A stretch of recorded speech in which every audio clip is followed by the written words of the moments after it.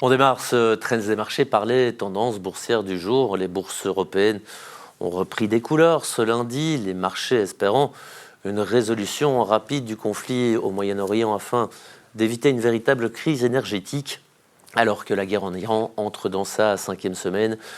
Sur Euronext Bruxelles, Azelis a accéléré son redressement avec une 6e séance de hausse consécutive. Énergie-Vision s'est également illustré du côté des baisses. Le producteur d'inox Aperam a fini en queue du Bel 20. Iloris a connu une nouvelle séance noire et affiche une chute de 32% en un mois. Le premier trimestre de l'année touche à sa fin et cela fait un mois, on vient de le dire, que la guerre frappe le Moyen-Orient. L'occasion de faire le point avec notre invité. Bonsoir, Éric Joly. Éric, commençons peut-être par la bourse. Quelles conclusions peut-on tirer à présent, après 3 mois, et bien évidemment ce contexte de conflit au Moyen-Orient? Mais je ne vous apprends rien en disant qu'il y a peu de secteurs qui ont pu afficher un return positif par rapport au 1er janvier. Il y a des exceptions, évidemment, le secteur énergétique, tout à fait compréhensible, puisqu'on l'a vu, le prix du pétrole qui a quand même pris plus de 55% dans un laps de temps de 4 semaines. Donc, les sociétés gazières, pétrolières, on le vend en poupe, aussi bien aux États-Unis que chez nous en Europe. Return de 10%, plus ou moins. De l'autre côté du spectre, il y a des perdants, évidemment. Évidemment, le secteur de la technologie, le secteur du luxe, le secteur financier, et là, on est à des returns négatifs de moins 10%.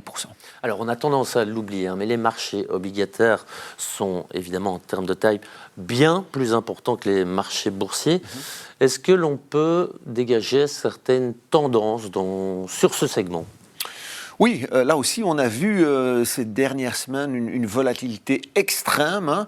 Je dirais que pendant les 2 premiers mois de l'année, les taux longs avaient plutôt tendance à baisser. Et puis, pendant les 4 dernières semaines, on a vu vraiment une hausse des taux longs avec des gains de 50 à 75 points de base.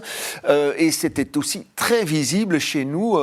D'ailleurs, on le voit ici à l'écran. Donc, le 10 ans, à un certain moment, offrait un rendement de plus de 3,70%, un niveau que l'on n'avait plus vu depuis 2014.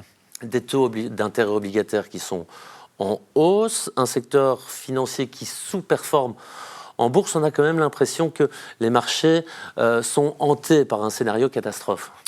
Clairement, pour l'instant, c'est le scénario de la stagflation. Donc, on en a déjà parlé sur cette antenne. Beaucoup, stagnation plus inflation. Et on l'a vu aujourd'hui. Donc, il y a plusieurs chiffres qui sont sortis. Chiffre de l'inflation en Belgique, 1,70%. Alors, il faut que je vous dise que dans ce pourcentage n'est pas encore conclu, ou repris, la hausse que l'on peut s'attendre en matière de gaz. On ne parle que de la hausse du pétrole. En Allemagne également, 2,80%.